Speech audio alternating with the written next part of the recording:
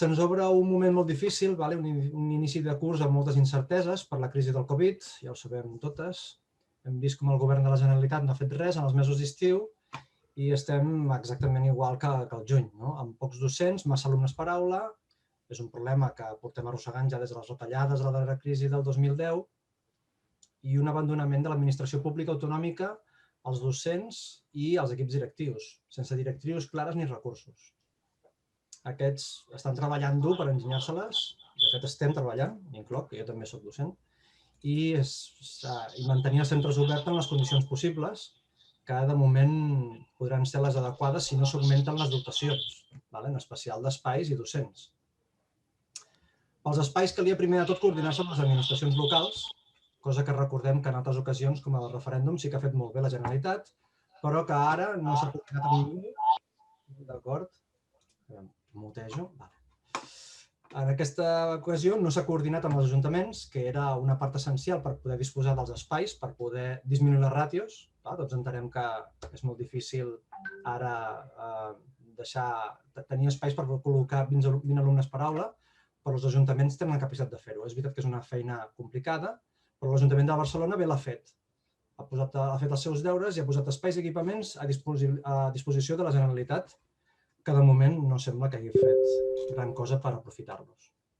Els sindicats han xifrat en 45.000 docents necessaris per garantir les condicions de seguretat, per arribar a aquests 20 alumnes per aula, que és curiós perquè el conseller Bargalló ho ha dit diverses vegades, se li ha escapat 20 alumnes per aula i després quan li pregunten els periodistes sempre fuig d'estudi i acaba dient no ens obsessionem amb els alumnes per aula, clar, perquè al final han contractat 5.000 professors quan feien falta 45.000. Toca a un profe per centre. Això és molt insuficient, òbviament, moltíssim insuficient. I a sobre els docents ens multipliquen la feina. Ens han fet preparar les classes en 3 modalitats, la presencial, que és la normal, la telemàtica, per si hi ha un confinament, això també sembla bastant raonable que hagi de ser així, però també ens diuen que preparem modalitat semipresencial, cosa que des de Podem directament refusem, com aquesta semipresencialitat és una fórmula que fàcilment ens portarà a segregació i a situacions d'injustícia social. No ens sembla una solució. El que volen fer és no gastar-se diners en més docents i fer-nos fer una feina que provocarà complicacions. Tota aquesta situació, a més, no garanteix una tornada segura a les aules i han sorgit associacions organitzades en famílies com la FES i altres més locals que demanen les condicions per a aquest retorn segur. No està massa clar quina pot ser la forma de protesta. Això és una cosa que encara no tenim clar, no es posen massa d'acord. O sigui, els sindicats han fet un comunicat conjunt, vull dir, hi ha una certa unitat sindical, però una vaga no es veu massa bé. És una fórmula una mica complicada d'aplicar en aquest cas, perquè les famílies necessiten que els alumnes puguin anar al centre per poder treballar en moltes ocasions. I les manifestacions també poden ser molt conflictives degut a la limitació del dret de reunió i a la perillositat del contagi. Llavors, la FAPAC, per exemple, veu bé fer protesta, però, clar, difícilment podria concebre's una situació de vaga o de situacions d'aquest tipus. L'escletxa digital és un altre repte que el govern ha abordat amb tablets per a les famílies en el seu moment, a finals de l'any passat, perquè les famílies disposin d'internet per l'escletxa digital. Nada. I potser va servir com a pla de xoc, però no funciona com per solucionar el problema satisfactòriament. És un parche per sortir del pas.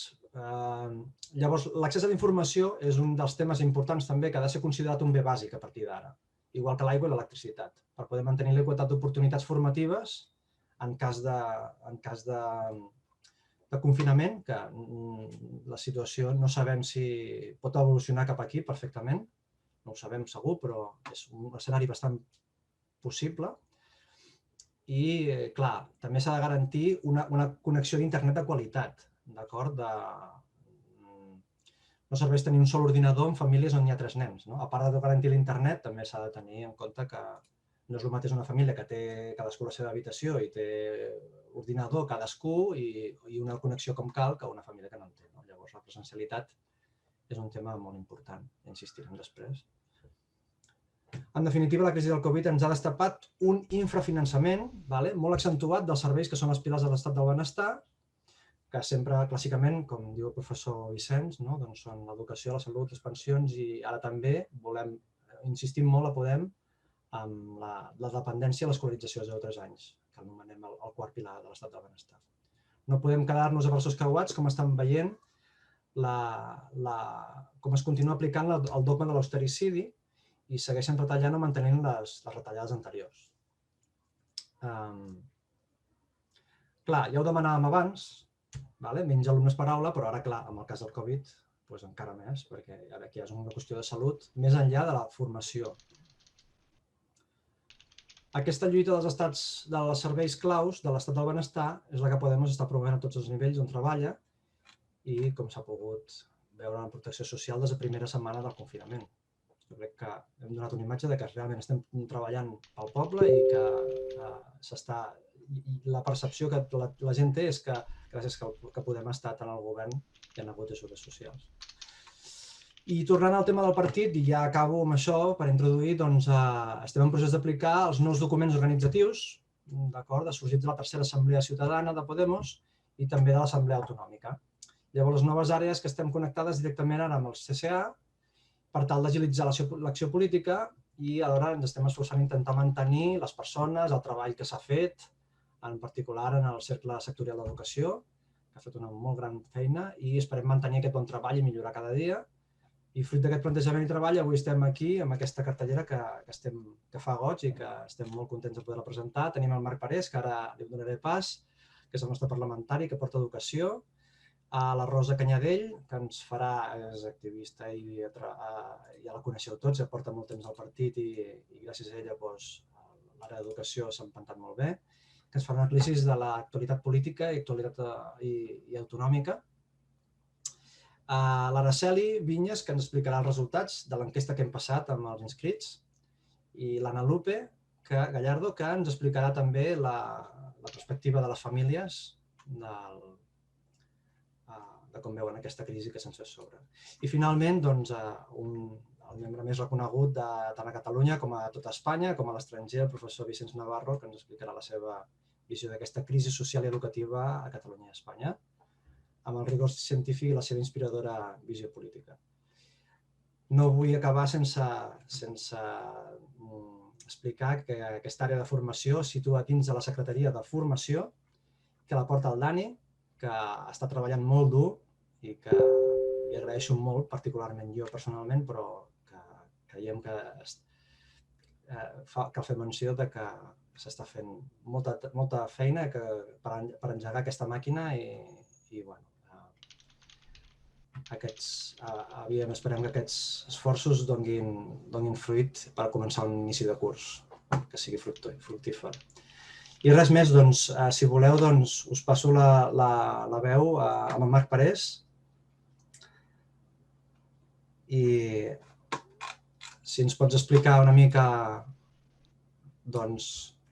com ho veieu des del Parlament i, en fi, la teva experiència que la tens de primera mà. Molt bé, bé, en primer lloc, agrair-vos l'organització de l'acte, d'un plaer poder debatre amb vosaltres i intercanviar opinions.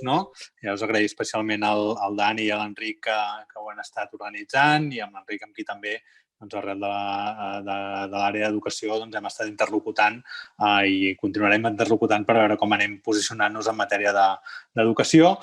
En segon lloc, també aprofito per saludar-vos a tots i totes, però especialment alguns amb qui hem anat coincidint i ara potser feia dies que no ens veiem, com el Vicenç, que també m'ha estat enviant alguns articles, a la Rosa, a l'Araceli, per tant, un plaer coincidir en aquest espai. Llavors, intento, sense allargar-me massa, dir-vos una mica les 4 idees que hem estat treballant des del Parlament, com ho anem veient i també jo crec que l'interessant d'avui també és que jo pugui recollir les vostres inquietuds, les vostres opinions per poder-ho anar utilitzant a l'hora de fixar argumentaris i posicionaments i després si teniu qualsevol dubte amb qüestions que pugui aclarir en la mesura en què pugui, no?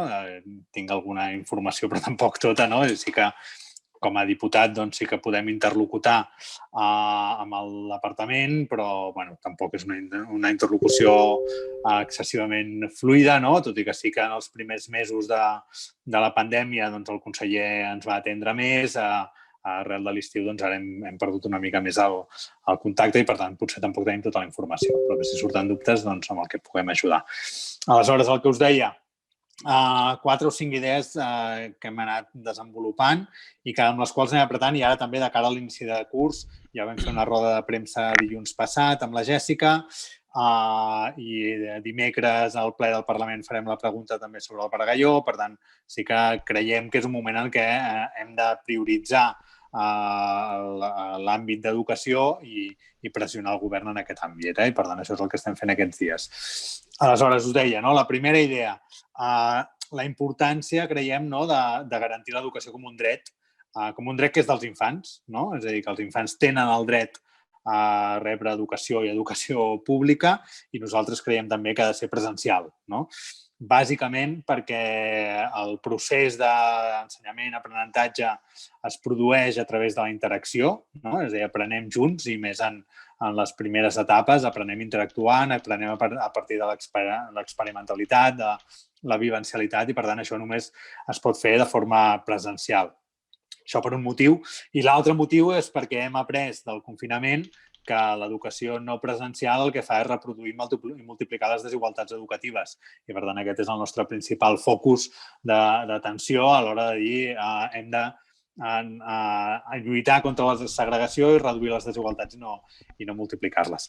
I després un tercer element que ens justifica també la defensa de l'educació presencial, no? La importància de l'educació presencial és també doncs, perquè l'escola, no? Com a institució, també cobreix una funció de conciliació amb les famílies i especialment a les classes treballadores, no? Doncs que han de poder anar a treballar. Per tant, sobretot posant els infants al centre i l'importància del dret a l'educació, de la idea de lluitar contra les desigualtats educatives a través de la presencialitat i la idea també de la conciliació, no?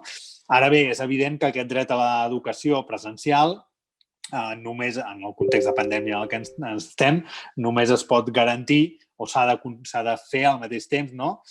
Garantint també el dret a la salut, no? El dret a la salut dels alumnes, del professorat i de les famílies. I aquí és on entenem que el Departament d'Educació tenia la responsabilitat de garantir que podem tornar a les escoles presencialment de forma segura, no?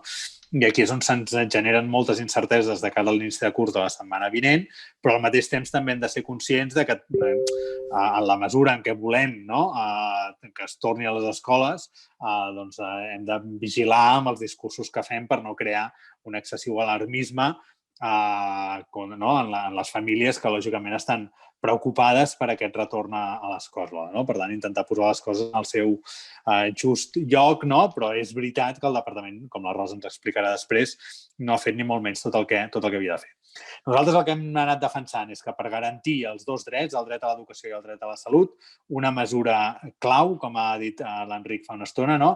Era la reducció de ràtios, perquè ens permet mantenir moltes més distàncies, reduir els grups de potencials contagis, però a més és una mesura, que és l'altre element que per nosaltres és important, que té també un poder pedagògic que ja defensàvem abans de la pandèmia. Per tant, també per fer front a les desigualtats educatives, la reducció de ràtios era clau, no? Òbviament, també per garantir el dret a la salut, reducció de ràtios, però també més espais, més ventilació i més prevenció, amb gels, amb mascaretes, i això el que sabem és que els professors van començar a treballar l'1 de setembre i no havien arribat ni els gels, ni les mascaretes, ni tampoc els ordinadors que el departament havia promès. Per tant, s'ha anat prometent una sèrie de coses que de moment no han arribat. Esperem que el dia 14 a les escoles ja puguin tenir tots aquests equips de protecció. Però la mesura clau, que era reduir ràtios, el que ens hem trobat és que el departament ha anat navegant, no? És a dir, si bé a finals de juny ens deien que anirien a desdoblar grups, no? I semblava que desdoblarien grups i que buscaven espais i que augmentarien professorat i demés, a partir de finals de juny, principis de juliol, van rebutjar aquesta hipòtesi i es van centrar únicament en la idea dels grups estables, no? Que també és important, no? Que els grups siguin estables i que no es barregin, però van dir si mantenim els grups estables, no cal reduir ràtios. Aquest va ser el canvi en el missatge. I això el que va portar és a una planificació del curs 2021. Hola a todo el mundo. Hola. Una Perdona, Marc, perdona. És que per el mutejar t'he mutejat a tu també sense voler. Fa 3 segons. Perdona, ja està. No, deia que la planificació que va fer el departament es centrava en la idea de que no calia reduir ràtios i els nous professorats que contractaven, que concretament estan parlant de contractar 8.200 nous professionals, dels quals 5.400 serien docents, dels quals 3.400 anirien a la pública, per tant, molt lluny dels 45.000 que diuen els sindicats per reduir les ràtios a la xifra dels 20 a primària i 25 a secundària. L'únic que aconseguien amb aquesta nova contractació de professorat bàsicament era fer front a les sobreràtios, és a dir, a les ràtios que ja es passaven del límit legal abans de la pandèmia. Per tant, reduir les sobreràtios del període previ a la pandèmia i amb aquest criteri és com van distribuir aquests nous professors. Per tant, no els van distribuir tampoc en les escoles amb alumnat més vulnerable. Per tant, el criteri no va ser distribuir el nou professorat allà on era més necessari des del punt de vista de vulnerabilitat, sinó on era més necessari des del punt de vista de sobreràtios prèvies a la pandèmia. I renunciant a reduir les ràtios amb una contractació i una dotació d'espais molt més àmplia. I a mitjans d'agost es van tornar a despenjar amb una manca de coordinació absoluta amb el Departament de Salut. El Departament de Salut va començar a llançar el missatge de que els grups havien de ser més reduïts, quan ja havien planificat tot el curs i havien llançat les instruccions, i després va sortir el Torra dient que els grups serien de 20. Clar, això no és el que havien planificat, ni hi ha la dotació de professorat, ni hi havia els espais previstos. I, per tant, en 2 o 3 setmanes fer tot el muntatge era com impossible i el Bargalló el que va acabar dient és que els centres ho vagin com puguin i els centres que puguin reduir les ràtios que ho facin i els que no, no. I en tot cas, els centres que han aconseguit que els grups siguin de 20 no ho han fet reduint ràtios, sinó ho han fet reduint el nombre d'alumnes per grup, però en professorat especialista en molts casos. Per tant, la ràtio és la relació alumne-professor, però són els mateixos professors, han reduït el nombre d'alumnes per grup, renunciant també moltes vegades a les especialitats. Per tant, la reducció de ràtios en realitat és falsa. No anirem a un escenari on els grups siguin de 20 a primària i de 25 a secundària. Després, això em porta una mica a una gran idea també que m'he anat repetint, que és la falta de planificació i amb això la falta de transmissió de confiança. Nosaltres creiem que el departament el que hauria hagut de fer és transmetre confiança a les famílies que poden tornar en un entorn segur i aquestes anades avingudes en el discurs, falta de previsió i incompliment de compromisos el que fa és generar falta de confiança. Per tant, la falta de coordinació que he comentat, etc. I aquí un altre element que nosaltres posem molt l'accent és que ens han anat presentant diferents instruccions i diferents protocols que han anat canviant, però tots ells amb una perspectiva molt epidemiològica i, per tant, des d'un punt de vista sanitari, que efectivament això era necessari, però no hem vist en cap moment protocols amb clau pedagògica. És a dir, els protocols més educatius de com fer front a la situació actual no han aparegut, no sabem si els han desenvolupat, creiem que no. La setmana passada em vaig reunir amb diferents actors de la comunitat educativa, amb tots els sindicats, amb FAPAC, amb FAPAES, amb sindicats estudiantils, amb el moviment de renovació pedagògica, i tots coincidien que això no existia.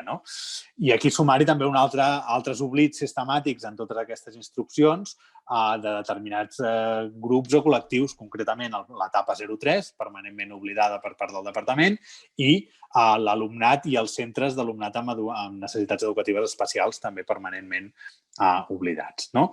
I per no allargar-me excessivament, llenço 2 idees més amb les quals creiem que el nostre espai hauria de posar l'accent. El primer és com es revertiran les desigualtats generades durant el confinament. És a dir, sabem que el confinament ha incrementat les desigualtats educatives i ens preocupa, com deia, que falta de protocols pedagògics, que no s'està preveient com rebre l'alumnat, com atendre l'alumnat, com identificar l'alumnat més afectat pel confinament i com planificar estratègies per a l'alumnat més vulnerable personalitzant l'educació. Tot això no sabem que existeixi, diguéssim, ni un pla amb recursos i personal orientat o dedicat a a fer front a aquesta situació. Llavors, nosaltres el que diem aquí és, primer, que hi hauria d'haver una avaluació diagnòstica inicial a l'inici de curs per conèixer quin és l'estat amb el que tornen els alumnes a l'escola, estat global, no? Però també en termes de coneixements, en termes d'afectació emocional, però després també que això ens permeti identificar l'alumnat més afectat, més vulnerable, perquè penseu que hi haurà nens i nenes que s'hauran passat 6 mesos desconnectats del món educatiu, no? Perquè durant el confinament no es van poder connectar o no van seguir el curs telemàticament. També aquí les escoles van fer de més i de menys, algunes van fer més activitat, altres menys, aquí es van generar també diferències, no? I després molt alumnat tampoc ha pogut gaudir d'aquest lleure educatiu durant l'estiu. Per tant, tenim molts nens i nenes amb 6 mesos desconnectats de l'educació, no? I, per tant, aquí hem d'avaluar quin és l'escenari i hem d'identificar els més afectats i dissenyar estratègies personalitzades per tot ells. I el departament això no ho està fent, no? Per tant, el primer punt aquest, no? Com revertim les desigualtats generades durant el confinament i com el departament no està planificant una actuació per fer-hi front.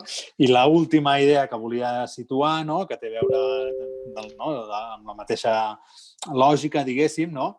Que és preveure com es gestionarà la continuïtat dels aprenentatges i la gestió dels aprenentatges durant les quarantenes que vindran. És a dir, anem a un escenari on molt probablement tindrem grups, centres que de forma selectiva, ara uns, ara uns altres, aniran apareixent alumnes contagiats i això forçarà a tancaments selectius de grups, a quarantenes selectives de grups sencers o de centres sencers. No?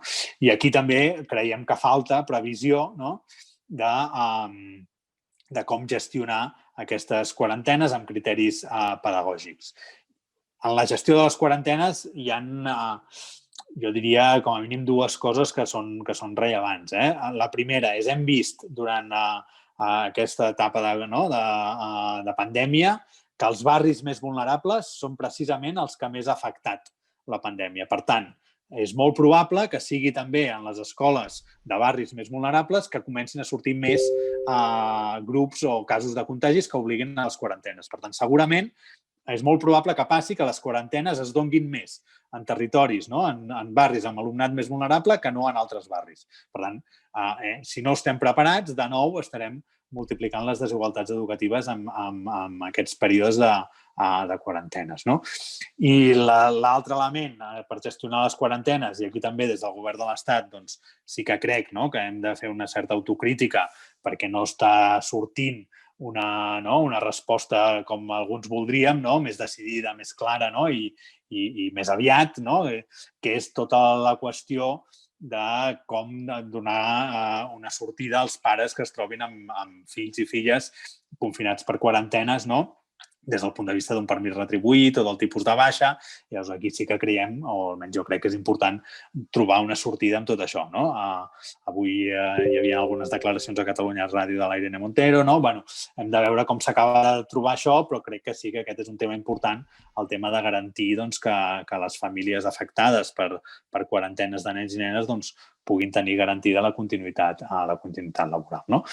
Aquestes són una mica les idees que volia contrastar amb vosaltres i no sé si voleu també algunes dades concretes o us interessa alguna xifra també la podem comentar. És a dir, el conseller ens deia que el pla que ells han fet per actuar és d'uns 457 milions d'euros de despesa addicional al pressupost 2020. D'aquests, 370 serien pel curs 2021 i 87 ja es van gastar el curs 19-20, per situar una mica les xifres. I des de l'Estat arribaran uns 337 milions. És a dir, el pla Covid Educació estatal és de 2.000 milions d'euros per tot l'Estat, dels quals 337 venen a Catalunya. Per tant, ho dic perquè també hi ha la pregunta que ens fem, de dir, on es destinaran aquests 337 milions que arriben de l'Estat? Clar, la resposta que ja ens donava el conseller abans que arribessin és que el que ells havien planificat ja eren 457 milions, per tant, és més d'aquests 337 que arriben de l'Estat. El que ens diu el conseller o la distribució que ens va presentar eren que d'aquests dels 370 que serien pel nou curs, perquè 87 ja se'ls han gastat, serien 234 per noves contractacions, 103 pel pla de digitalització i 33 per desigualtats educatives, diguéssim, o ells en diuen millora d'oportunitats educatives. Clar, aquí fixeu-vos també que el tema de professorat ja hem dit que era insuficient i el tema de digitalització, per exemple, de moment no veiem que els ordinadors estiguin arribant, ens van dir que arribarien 300.000 unitats garantint que tot l'alumnat a partir de tercer d'ESO tindria connectivitat i dispositius, no? Però aquí hi ha un element de diagnòstic també que és molt preocupant. És a dir, penseu que durant els mesos de confinament les dades amb les que treballava el departament és que hi havia 55.000 alumnes desconnectats. Ells van acabar distribuint uns 34.000 dispositius, no? Els ajuntaments en van distribuir uns 20.000 més, per tant, amb això ell deia que arribaven als 50.000 alumnes aproximats desconnectats, però és que a final de curs ja ens va reconèixer que els alumnes desconnectats no eren 55.000, sinó que eren 140.000. És a dir, pràcticament el triple dels que inicialment ells es pensaven que tenien, no? Per tant, la realitat és que la quantitat d'alumnat desconnectat és molt gran i, per tant, l'impacte en termes de desigualtat sobre la població més vulnerable d'aquest confinament serà molt més gran del que ells preveien i per això nosaltres creiem que cal afrontar-ho amb una planificació pedagògica i educativa que ens porti a fer front a aquesta situació, no? Bueno, m'he enrotllat una mica, disculpeu. Si teniu dubtes, preguntes o acords, desacords, també els discutim i a la vostra disposició. I gràcies de nou. Moltes gràcies, Marc. Ara, a continuació, Rosa Canyadell ens exposarà aquests deures que no ha fet la Generalitat també, que estàvem ja en la línia, no? Ara entroncant amb el que venia parlant amb Marc. Hola, bona tarda a tothom. Bé, gairebé ho heu dit tot, o sigui que jo repetiré alguna cosa, n'afegiré alguna altra, però crec que entre l'Enric i ara el Marc, més o menys, ja han sortit totes les coses importants. Jo, bàsicament, crec que el departament ha sigut terriblement irresponsable i que això hauríem de tenir molt clar i hauríem de fer molta denúncia. Molta denúncia perquè, a més, tenim un govern que durant tot el confinament, el començament i l'estat d'alarma va estar fent i predicant que si nosaltres tinguéssim les competències ho faríem millor, si haguéssim sigut independents ho faríem millor. I jo penso que és molt vergonyós veure que realment amb allò que han tingut competències, la veritat és que no han fet res. De fet, dona la sensació que el Bargalló no s'ha assabentat que hi havia una pandèmia. O sigui, és com si visqués en un altre món perquè ho ha deixat tot igual, tot absolutament igual. La mateixa quantitat de profes, amb una miqueta més, però com ha explicat el Marc, que no tenen res a veure amb el que es necessita, amb unes mesures, a més, contradictòries, poc clares i difícils de complir. Jo vull veure realment en els centres coses com aquestes de que els nanos es rentin les mans no sé quantes vegades, portin la mascareta. O sigui, jo no m'imagino nanos de 7, 8, ni tampoc de 14, 15, amb 5 hores la mascareta posada. Serà molt complicat realment que els nanos, primer, es puguin rentar tots les mans. Hi ha centres que no hi ha suficients lavabos, no hi ha suficients aixetes, no hi haurà possibilitat material. O sigui que han tret unes mesures que algunes són gairebé impossibles de complir. I això ha acabat de crear encara més confusió. Jo crec que és una deixadesa molt gran per part del govern i per part del departament i que a més té un biaix classista, com deia el Marc. O sigui, és evident que qui més afecta són els barris amb gent amb menys recursos i també això vol dir que els nanos amb menys recursos, que ja tenen menys possibilitats d'entrada, resulta que a sobre tindran encara més confinament o els tancaran més a l'escola. Per tant, la primera qüestió important és que jo crec que hem de fer una denúncia molt clara d'aquesta irresponsabilitat del govern i en concret del Departament d'Educació. Perquè, a més, el que hem fet posa en perill, per un cantó, el dret a l'educació de tothom, perquè no tothom la podrà tenir, i això és una cosa ben clara, igual que no l'ha tingut en l'altre confinament, i també posa en perill la salut del professorat, dels nanos i també de les famílies. O sigui, el problema, ojalà no sigui així, es pot fer molt gran. Bé, jo penso que la situació és difícil de manegar i era difícil trobar la sortida i la resposta adient perquè tot això és molt nou. Però hi ha una cosa que ha quedat claríssima i fa mesos que està clara, i és que les aglomeracions de persones en llocs tancats és el més perillós. Per alguna cosa tanquen discoteques, han tancat en algun moment cines i bars, per alguna cosa les reunions de més de 10 o no es deixen fer o es recomana que no es facin, etc. I davant d'això resulta que muntem i intentem obrir l'escola, intenten obrir l'escola amb aglomeracions de més de 10, amb llocs tancats i a més amb canalla. Per tant, això se sabia, això sí que se sabia. Se sabia que l'única solució per realment tenir una mica, perquè tota la seguretat no la tindrem, perquè no sabrem com evoluciona, però com a mínim una mica de seguretat eren més espais i més professorat, o sigui, menys alumnes per aula. Això ja ho ha dit l'Enric, ho ha dit el Marc, però jo penso que és molt important, perquè tot l'altre pot ser més o menys previsible, si els nanos encomanen, si no encomanen, si transmeten, si no transmeten, etc. Tot això encara ningú sap res, si les mascaretes serveixen o no serveixen, en fi, tota aquesta història. Però l'única cosa que estava claríssima era aquesta, era que aglomeracions en llocs tancats és molt perillós. I aquí és on s'havia de posar remei d'entrada, després tot l'altre. Jo recordaria també, i crec que val la pena recordar-ho, que tot això ve de lluny. O sigui, fixeu-vos, a nivell de professorat, a nivell de pressupost d'educació, estem pitjor que el 2008. I això és molt greu. O sigui, tant en quantitat de professorat com en pressupost estem pitjor que el 2008.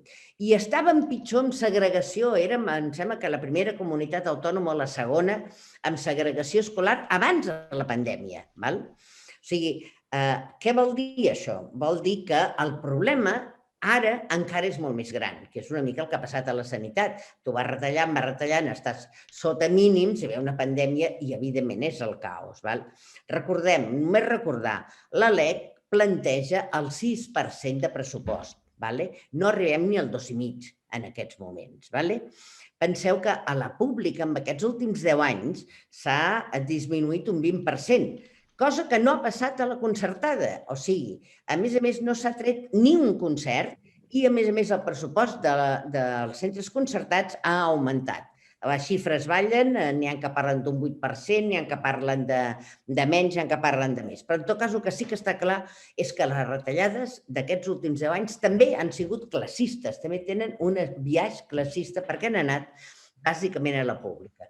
I això ha volgut dir, evidentment, que començàvem i que arribava la pandèmia amb més alumnes per aula que no havíem tingut fins al 2008, amb més hores lectives al professorat, amb menys hores, per tant, de coordinació, cosa que ara serà importantíssima, que la gent, el professorat, pugui parlar, es pugui reunir, pugui coordinar, etc.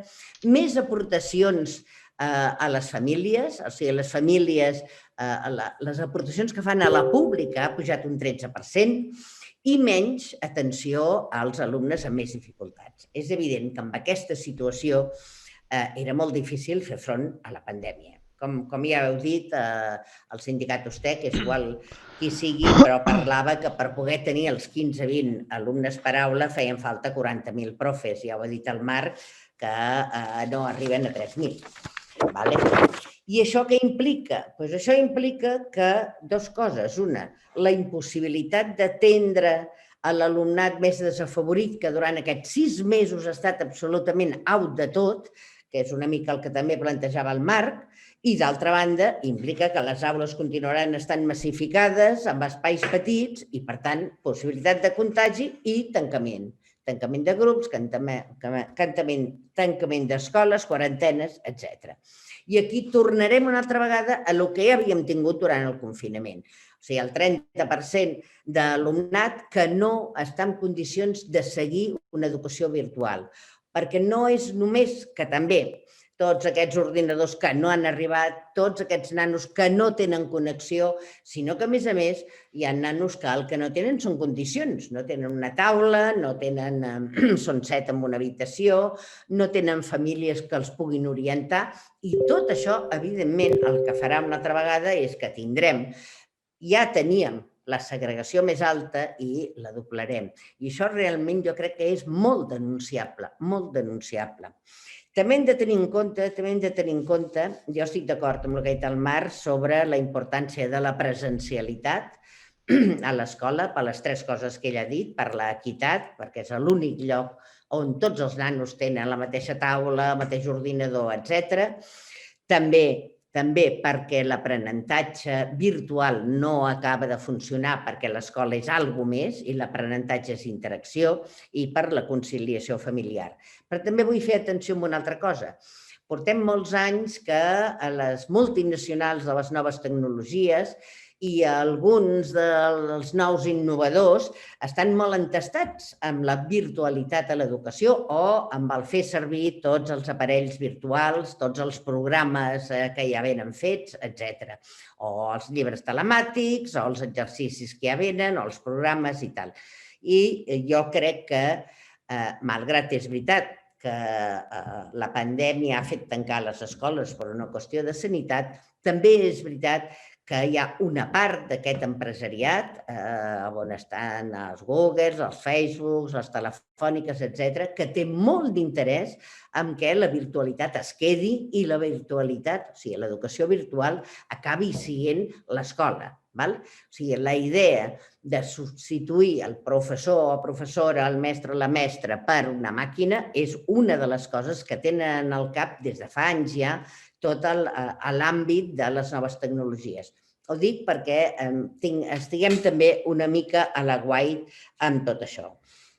Bé, jo crec que, com he dit al començament, estem davant d'una emergència educativa. Jo crec que hem de parlar d'emergència educativa i un govern que no dona resposta i un departament que deixa, a més, tota la responsabilitat al professorat i als centres.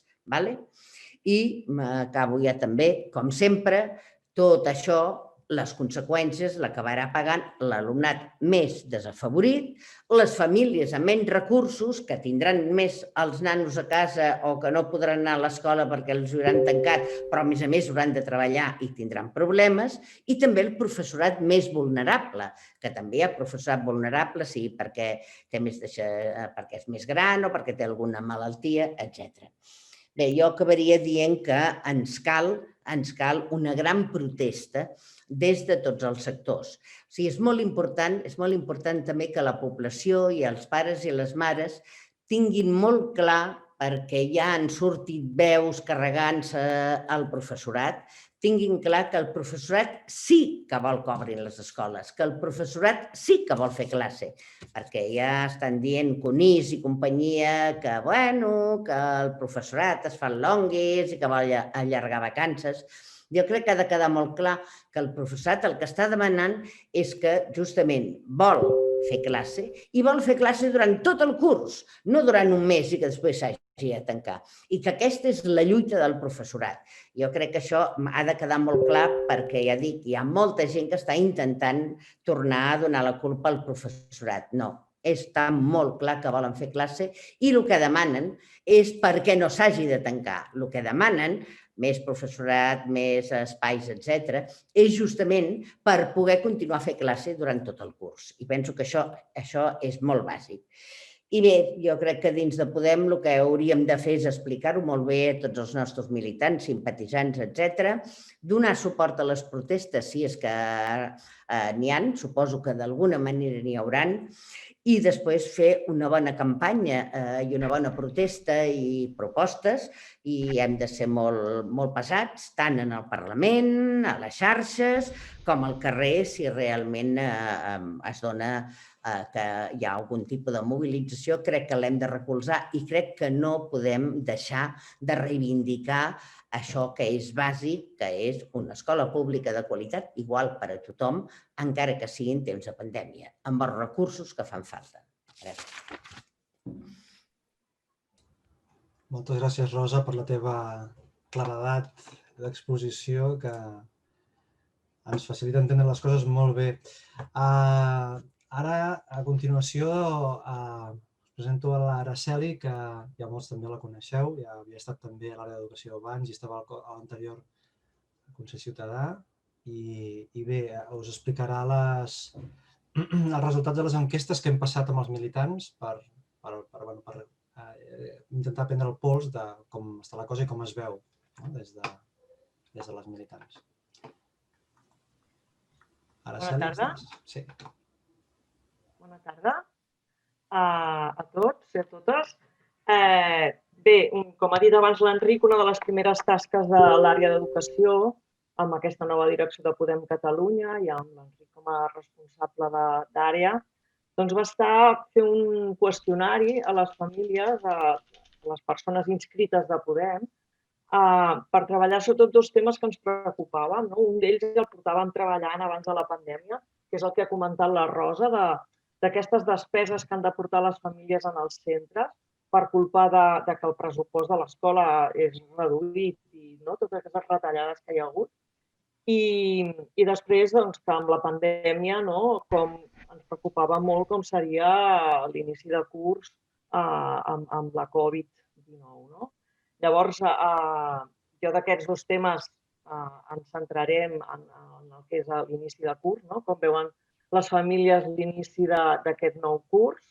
I bé, l'enquesta es va enviar per correu als cercles de Podem Catalunya, es va fer a principis d'agost, perquè clar, ens va posar a treballar al juliol, l'àrea, i després també es va difondre per xats de Telegram. Clar, al fer-ho a l'agost, que molts cercles ja estaven com de vacances, doncs també ha costat una mica rebre respostes.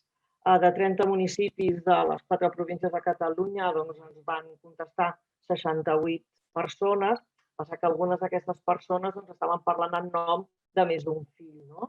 Sembla que en total són 115 nens, nois, perquè va des de llars d'infants fins a FP de segon grau i batxillerat, fins al postobligatori. Perquè tingueu una idea, el 28% de les persones que han respost tenen fills a llar d'infants o parvulari i més o menys la mateixa proporció és al secundària i postobligatori. O sigui, el gruix més important era la primària, o sigui, un 43% eren famílies que tenien fills i filles a la primària. A mesura que ens arribaven les respostes, que era al llarg de tot el mes d'agost, el que hem vist és que només, o sigui, menys de la meitat, un 37% de les famílies havien rebut informació sobre qüestions de reincorporació al centre al setembre. Per tant, una de les grans preocupacions era la manca d'informació que tenien. Aquesta incertesa que venia per no saber res de com seria el curs. Jo us explico una mica els resultats en general, perquè com hi havia respostes de diferents nois de diferents edats, que tenien famílies que tenien fills de diferents edats, ho tracto com a bloc, perquè les preocupacions potser no són les mateixes a llar d'infants que postobligatori o que a l'ESO o que a primària, però era molt complicat desglossar per això, perquè hi havia moltes respostes on es barrejaven nens d'edats diferents. De fet, la principal preocupació de les famílies és que no es pogués començar el curs amb normalitat, un curs amb garanties, per un possible desgavell organitzatiu amb normes contradictòries del Departament d'Ensenyament. O sigui, que ells ja preveien el que està passant, o sigui, abans que passés. Han fet una bona predicció.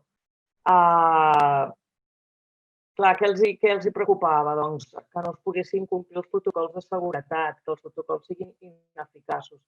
I posaven èmfasi en el que es deia abans, les mascaretes, que no es facin PCRs preventius, que no es puguin fer entrades i sortides esglaonades adequadament.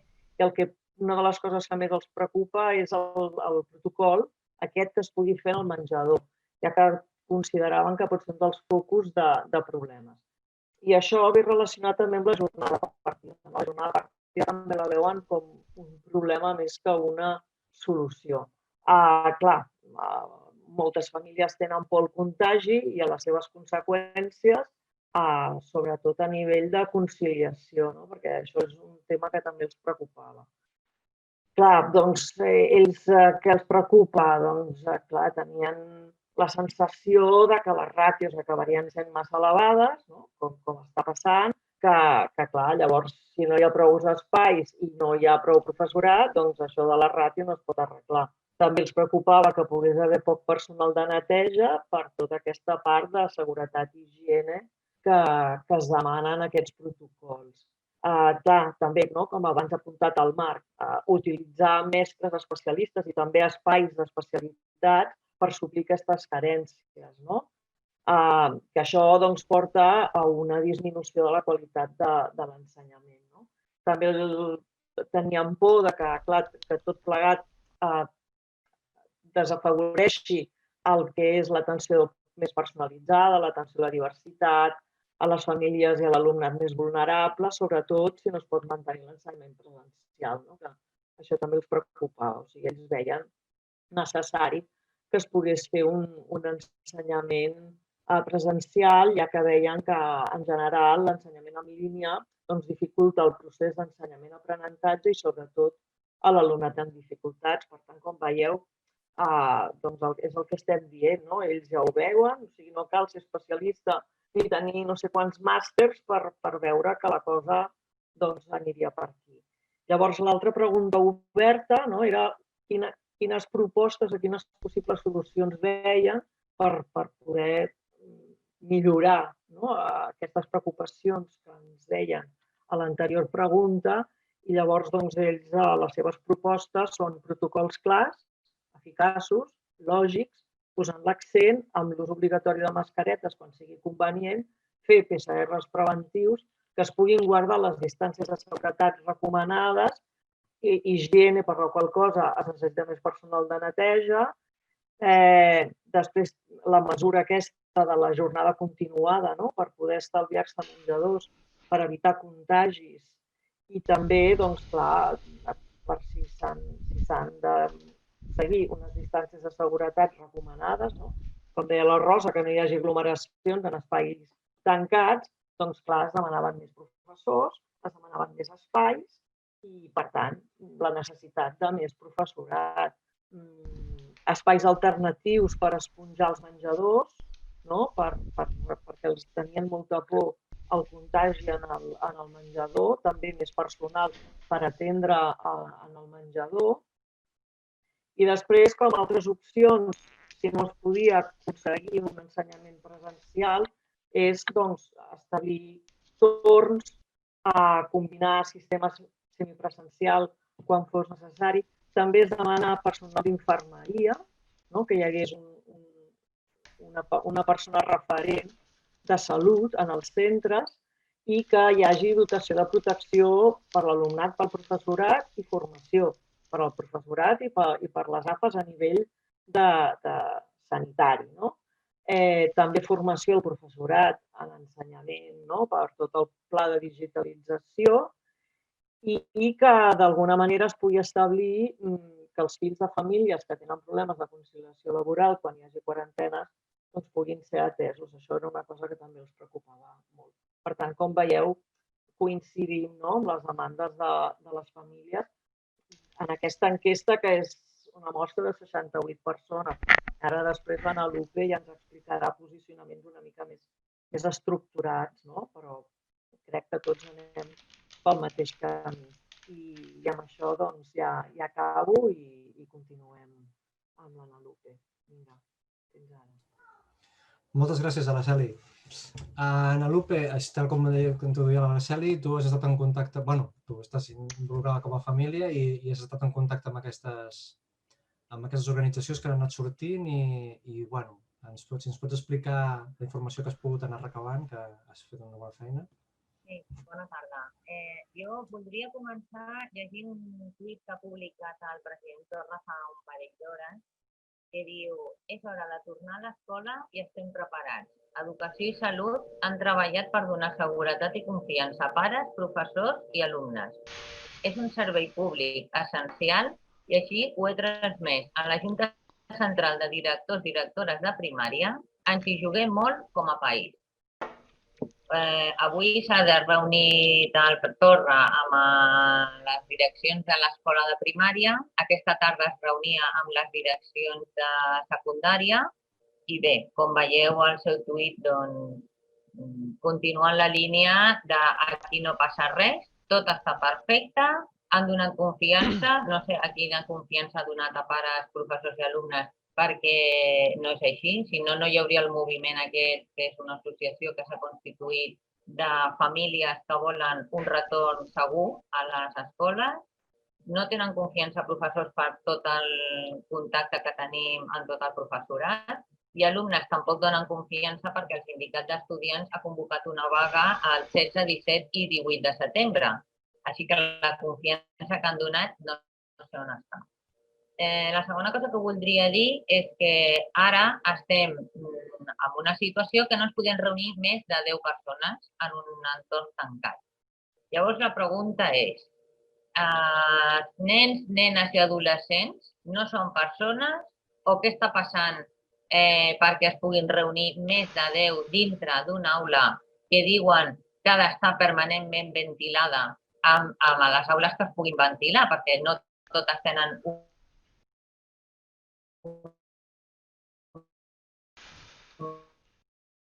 unes finestres tan grans com perquè que no ens podem reunir més de 10 persones, han d'aclarir que si són nenes, nens o adolescents no compten, o que quan fiquin 25 o 30 en una aula, què són? Vale? Després ens parlen dels grups aquests de grups bombolla i avui ha dit el conseller Bargalló estancs. O sigui, sembla com que aniran perfectament protegits pel carrer i que han de sortir de l'escola i no mantenir contacte, ens han dit no han de mantenir contacte amb ningú. O sigui, de l'escola a casa seva i de casa a l'escola. Hem de pensar que hi haurà gent que ha d'agafar autobús, per exemple, per anar a l'institut. Com aniran els autobusos? Aquí no hi ha grups bombolles que ens puguin protegir i que quan surtin hi haurà gent que farà extraescolars, que es reuniran amb altres grups que no seran els grups bombolles i protegits. Llavors, això no dona la confiança aquesta que diu que estan donant. Des de l'àrea d'educació de Podem, a part de defensar una escola pública, laica, equitativa, democràtica, que és tot el que defensàvem fins ara, també el que demanem és una escola sana i que cuidi la salut tant de l'alumnat com del professorat, cosa que no estan fent. L'associació aquesta que parlaven, el que demanen és una tornada segura a l'escola. Hi ha famílies vulnerables, no vulnerables econòmicament només, sinó famílies vulnerables de salut, persones que tenen cardiopaties, nens i nenes que estan trasplantats, que són immunodeprimits, famílies que estaran en contacte. Què passarà? Perquè la baixada de ràtios que han dit és insultant. Està clar que els instituts i les escoles s'han d'obrir, perquè és la garantia de que la classe treballadora es pugui continuar formant. Si no, els privilegiats sempre són els que tenen accés a l'educació, a poder continuar endavant,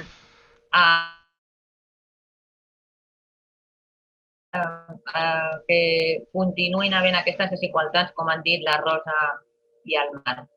O sigui, com a família ens preocupa moltíssim escollir entre el dret a la salut o el dret a l'educació, perquè els dos són drets bàsics. No podem renunciar al dret de la salut perquè volem el dret a l'educació. A part, quina educació? Estarem en situació de les escoles que no em vull imaginar l'olla a pressió que deu ser una escola de primària o un institut amb mascaretes, amb nens que no es puguin tocar, que han de mantenir la distància. O ens imaginem una altra escola i uns altres instituts, doncs que no sé què passarà, com diu la Rosa, evidentment que els professors volen obrir les escoles però mantenir-les obertes. No aquesta bogeria de no passa res, tirem endavant. Si ens fan escollir entre salut i educació, avui tenim l'exemple d'un poble de Cantàbria, que és Santonya, que començaven les classes i que de 805 nens que havien d'anar han anat 28, perquè a més és un poble que està confinat d'entrada i sortida, no poden entrar i sortir, però volien que les escoles s'obrissin. Llavors, què és el que volen? El departament ho ha deixat totes les direccions. Les escoles i instituts encara no han pogut donar directrius a les seves famílies de com anirà, quin serà el protocol, com ho podrem fer. I falta una setmana perquè comenci. De fet, aquesta setmana hi haurà instituts que ja fan la primera entrada de l'alumnat de primer d'ESO perquè tinguin el primer contacte. Estem a dia 7. Hi haurà instituts que fan la reentrada de primer d'ESO al dia 10 i no tenen informació les famílies. Ens van arribar amb píndoles d'aquí i d'allà, infografies d'instituts. Ahir ens va arribar una infografia d'un institut que deia que els alumnes, un cop hagin fet servir el lavabo, hauran de netejar les superfícies que hagin estat en contacte amb les mans. Per això què és? No tenim un personal de neteja dedicat a cuidar la salut dels nostres nens, nenes i adolescents? Una altra cosa, mascareta. La solució a no baixar la ràtio és que estiguin 6 o 8 hores amb mascareta. Realment la concentració, es pot mantenir una concentració amb mascareta i un estrès per part del professorat de posar la mascareta, no te la toquis, no te la pugis, quan diuen que tocar-se la mascareta precisament és un dels focus més grans de contagi. Una altra cosa de les mascaretes. Qui pagarà aquestes mascaretes? Avui deien que les mascaretes tenen una vida de 4 hores. Llavors, han de portar 2 mascaretes, hem de portar... Si aquí aquesta despesa econòmica, qui l'assumirà? Què passarà? Pues que les famílies que tinguin més poder adquisitiu podran portar 2 o 3 mascaretes o les que calguin i qui no tingui aquest poder adquisitiu pues haurà de fer servir una mascareta. Amb el que realment, si el que es vol donar confiança a les famílies i seguretat, quan entres a l'institut o a l'escola, a part de prendre la famosa temperatura, haurien de dir, té una mascareta, aquesta és la que farà servir. I així serà una mascareta homologada, tothom tindrà la mateixa mascareta i tindrem una miqueta més de seguretat d'aquesta que diuen. Una altra cosa. No hi ha uns protocols que marquin clarament què és el que s'ha de fer. Realment, les escoles estan preparades per dissenyar un protocol? Les direccions i el professorat entenen de les seves especialitats d'ensenyar, no de dissenyar un protocol de sanitat dintre d'un centre. D'això s'ha d'encarregar el Departament de Sanitat i el Departament d'Educació. L'altre dia, la roda de premsa que vam fer conjuntament la consellera Vergés i el conseller Bargalló, el que deien eren moltes generalitats, o sigui, generalitzar moltíssim. Després ja cadascú s'adaptarà, però cadascú s'adaptarà. O sigui, ara les direccions també han d'aprendre a fer un protocol de sanitat. O sigui, és increïble. També estan dient que les famílies que no portin els seus fills i filles a classe els estan amenaçant des de Fiscalia per acusar-los d'absentisme. Penso i ens preguntem, la Fiscalia no hauria de vetllar perquè es compleixin totes les recomanacions de l'OMS, més que no amenaçar les famílies. La Fiscalia no hauria d'estar pendent que tot l'alumnat i tot el professorat estigui en unes condicions saludables i segures? Preguntem.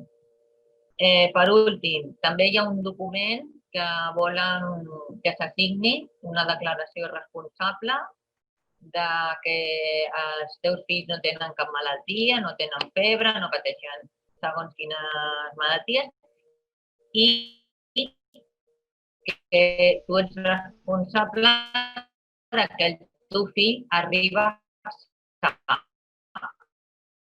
l'institut. Haurien de pensar que tu portes els teus fills a l'institut, d'alguna manera el departament s'haurà de fer responsable de que a nosaltres ens tornen els nostres fills també sants. I d'aquesta forma que estan fent, que ara el Bargalló diu que avui, que potser un 30% dels grups no compliran amb la ràtio aquella que van dir. O sigui, el que ens venen a dir és que portem els nostres fills a escoles i instituts per fer servir d'un laboratori epidemiològic, per després fer estudis de què ha passat, de si un grup de 15 és més segur en una aula de no sé quants metres o és més segur un grup de 22-24 segons els metres. O sigui, em sembla que estan jugant amb una cosa que és molt seriosa, que és la salut de nens, nenes i adolescents i que seguretat a les famílies no estan donant cap ni una. I, bueno, fins aquí crec que les conclusions és que si els nostres fills i filles, si no són persones, si no entren dintre d'aquesta categoria i que, evidentment, no estan donant la seguretat i la confiança que haurien de donar. Ja deixo la paraula perquè així el debat el podem fer més àgil, amb més participacions. Moltes gràcies, Ana Lupe. Ja ens queda dono pas amb el Vicenç, amb el professor Vicenç Navarro, que... Vicenç, estàs... Jo crec que les presentacions han estat excel·lents, una informació molt, molt valiosíssima i que el repte és que arribi a la gent, Jo el que faré, si us sembla bé, és presentar un vídeo de 5 minuts que l'he preparat per Espanya i després faré observacions de quan aquí a Catalunya, perquè jo crec que és essencial que arribem a la gent normal i corrent, perquè estem dins d'un context electoral i el que crec que l'anàlisi que heu fet excel·lent i ho subratllo molt, molt útil, molt útils. Penseu per un moment si això arribés a la gent. El que cada un de vosaltres ha dit i que arribés a la gent, les coses canviarien molt notablement. El que passa és que tenim dificultats. En quant als mitjans i en quant també a l'accés a poder transmetre aquest missatge. I és un repte que ho fem. Aleshores, és fundamental que hi hagi una anàlisi de denúncia i després també, junt als companys de Catalunya en Comú, fem un programa que sigui clarament una alternativa al que està fent. Aleshores, aquest és un repte essencial. Aleshores, em permeteu ara que faci aquesta presentació, aviam si us pot veure, i estic aquí un company que m'està ajudant, aviam, i em dieu si es veu bé.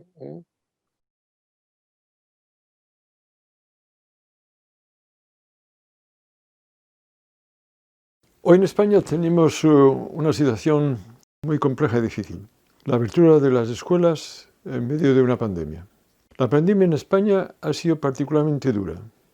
En realidad, somos el país en la Unión Europea que tiene mayor índice de contaminación y de infección. Estamos incluso peor que Estados Unidos. ¿Cuáles son las causas? He escrito extensamente sobre ello, pero se pueden resumir en 3. Una, el déficit de recursos, el gasto público en los distintos servicios del estado de bienestar que protegen a la ciudadanía frente a los daños de la pandemia, como la sanidad, la educación, los servicios sociales, son muy bajos. El gasto público social es muy bajo en España, muy por debajo de lo que nos correspondería por el nivel de desarrollo económico que tenemos. Y con los recortes, estos déficits han sido incluso mayores. Entonces, esto es un problema porque, claro, en este momento de la pandemia se requieren incluso más recursos. Otra causa es la enorme descentralización que existe en la gestión de los sectores sociales, incluyendo sanidad, que hace que el dirigir servicios sanitarios, cuya responsabilidad cae en las manos de los gobiernos autonómicos, que debido a los problemas de la estructura del Estado español, ha hecho que la resolución de la pandemia sea particularmente difícil. Tercera causa, la cultura democrática que facilite el desarrollo de consensos entre espacios políticos distintos.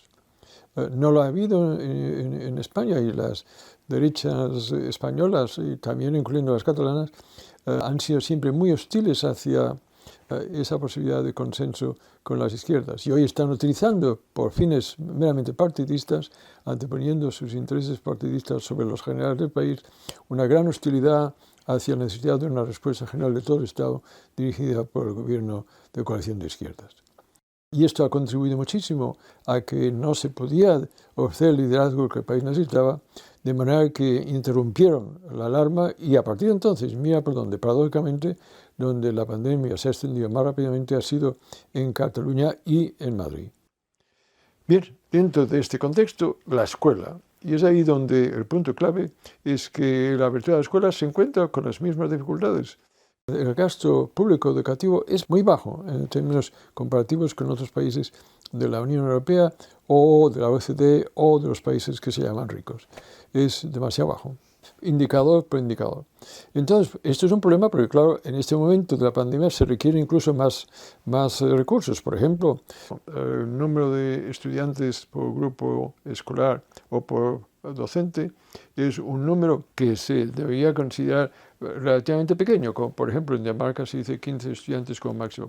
Y aquí en Cataluña, por ejemplo, se permite hasta los 30, el doble de esto, que es un número excesivo. ¿Y por qué? Por la falta de personal. Lo mismo en cuanto al distanciamiento, que es fundamental. Se requieren unos espacios que no tiene, es conocida que la escuela española es muy limitada. Bien, esta falta de recursos es un tema que está interfiriendo en poder desarrollar la respuesta en condiciones saludables. Es importante que también se vaya hacia un intento de consensos. Me alegra que hace unos días se llegó a unos consensos y se aplaude ese consenso. Una parte también muy importante es que se asignó por parte del Estado a las comunidades autonómicas 2.000 millones de euros para poder ayudar a que el sistema escolar responda a estas necesidades. Pero hay que acentuar que dos cosas. Una, de que esta cantidad es todavía insuficiente. Si se han dado 4.000 millones para la industria automóvil, tienen que darse unas cantidades incluso más elevadas que 2.000 para dotar a las escuelas de los mecanismos de defensa que les permitan hacer la docencia en condiciones de salubridad. Es fundamental que esta capacidad de consenso alcance también a una dimensión clave, que es la docencia tiene que ser presencial, predominantemente presencial. ¿Por qué? Por varias razones. Una de ellas es por razones de justicia social. O sea que en este aspecto sabemos que si se hace online, a distancia, hay grupos sociales que no se benefician tanto de ese tipo de docencia y salen perjudicados. Y ello viola el principio fundamental de la democracia, que hay que dar igualdad de oportunidades a todos los infantes y a todos los niños y a todos los jóvenes, independientemente de su clase social. Y lo otro que es fundamental de que se corrijan los déficits de formación académica, puesto que la docencia online no es igual, no es equivalente a la docencia presencial. La socialización colectiva es fundamental para establecer incluso el principio de ciudadanía. En este momento la apertura de la escuela es un elemento clave, tiene que realizarse. Y lo otro, para permitir la integración de la mujer en el mercado de trabajo. La recuperación económica no va a ocurrir a no ser que se tome cuidado de los infantes mientras los padres están trabajando. Y una dimensión muy deficitaria en España son las escuelas de infancia, de 0 a 3 años. Es fundamental que la estructura de poder se conciencie de la enorme importancia de lo que llamamos el cuarto pilar del bienestar, o sea, aquellos servicios de atención a los infantes y a las personas de dependencia para que faciliten la integración de la mujer al mercado de trabajo. Y por último, hay que remarcar que la vuelta al cole no puede ser a costa de la salud de los estudiantes y de los maestros y trabajadores de los centros escolares. No puede reproducirse en educación lo que ha pasado en sanidad, que fueron los profesionales y trabajadores que estaban ahí en las trincheras las que pagaron un coste elevadísimo. Esto no puede tolerarse. De ahí que estos 2.000 millones de euros debían ir precisamente a corregir ese déficit y sobre todo en la formación de personal y de espacios que permitan la presencialidad en las condiciones de salubridad y seguridad que se merecen. Esto es lo que la ciudadanía exige y es lo que sus representantes debían realizar, así de claro. Aleshores, volia presentar-ho perquè segur que vosaltres ho podeu fer molt millor i sobretot encara orientat cap a Catalunya. Però crec que és molt, molt important que se subratllin aquests punts. Un, de que el problema és crònic. La pandèmia ha mostrat d'una manera molt clara el que està passant a Catalunya i a Espanya. I que resultat de la manera com es va fer la transició, el fet és que les forces conservadores tenen encara... Bueno, aquí a Catalunya la dreta ha governat 33 anys dels 42 que tenim democràcia. I això té que sortir en aquest debat. O sigui que en aquest aspecte, la denúncia que s'ha fet, que és molt important que arribi al carrer, té que anar acompanyat dient, però escolteu, aquí hi ha responsables, sabem qui són els responsables d'això. No és la pandèmia. La pandèmia ha mostrat el que està passant. Hem estat governats per les dretes, ficant utilitzen les banderes per sostindre's en el poder. Imaginem per un moment que el tema nacional no existeix a Catalunya. És que ja havien deixat d'estar en el poder de fa molts anys. M'explico. Aleshores, s'ha de denunciar que estan utilitzant la bandera per ocupar interessos partidistes. I això també s'ha vist a nivell de l'Estat. Sabem, perquè hem fet estudis, que les escoles, quan hi ha la confinació, han de ser les primeres en obrir-se. O sigui que en aquest aspecte, quan encara tothom està a casa, es comencen les escoles. I després es va començar amb els altres. Aquí, en canvi, s'ha fet al revés. Són les coses que al final. Aquí hi ha dues coses que són clarament reconegudes a nivell internacional. Espanya ha fet un error garrafal. Va començar el desconeixement molt més antes del que tenia que haver fet. Però això no és una crítica a l'estat central, perquè ells volien continuar l'alarma. I va ser precisament les dretes les que no van permetre anteposant els interessos partidistes sobre els interessos generals. I mira per on. Madrid, dretes. Catalunya, dretes. Quan dic dretes no dic només el govern d'ara. Madrid ha estat governat per la majoria del període democràtic per les dretes. I Catalunya igual, encara més gran. Aleshores, aquestes dretes, utilitzar la bandera, no van voler. I van tancar l'alarma. I mira per on. Catalunya i Madrid han sigut les comunitats autonòmiques que s'han disparat més. I no heu vist encara el que passarà, perquè passarà, serà un drama. La mortalitat augmentarà a tots nivells, perquè s'ha fet molt mal. Aleshores, aquí és una tragèdia, però almenys s'ha d'aprofitar això electoralment. Perquè aquí, ara que diuen que si els mestres són responsables, que si això, no, escolti'm, no són això. Vostès són responsables. Vostès han utilitzat tot un discurs, el procés independentista, i em permeto, conseller, que llegiu l'article meu avui en el Público, que faig una denúncia. El procés els hi ha anat molt bé. I la repressió els hi ha anat molt bé. Mireu, van augmentant. Quan, si no fora les banderes, no es tenia el poder de fa molts anys. Perquè han fet un desastre. Han fet un desastre. I la pandèmia el que fa és denunciar aquesta situació. Aleshores, jo crec que em permet fer unes suggerències en quant a l'estratègia política. O sigui que és essencial que el que heu dit es conegui. Jo crec que la informació que heu tots, tant la quantitativa com l'existencial, té un poder tremendo. I les dades que heu mostrat han sigut molt, molt impactants. Jo crec que us aconsello, segur que podeu fer molt millor que jo, però podeu fer en quant a això. És essencial que això es conegui des de la Cerdanya fins a Tarragona, per tota Catalunya, això. I que es digui, encara, vostès, senyor Mas, vostès, senyor Puigdemont, vostès, senyor Torres, són els de la mateixa sensibilitat política. I vostès, Esquerra Republicana, què cony ha fotut aquests anys? I a més ara vostè és responsable d'aquestes àrees socials. I escolti'm, i vostè, Junqueras, en la seva vocació mística màrtir, ens està fotent a tothom. És així com s'ha de... És així com s'ha d'això. S'ha de connectar perquè ja l'evidència que tenim és que la gent del carrer està superemprenyada. I Vox continuarà pujant, I Vox continuarà pujant. I en els barris obrers.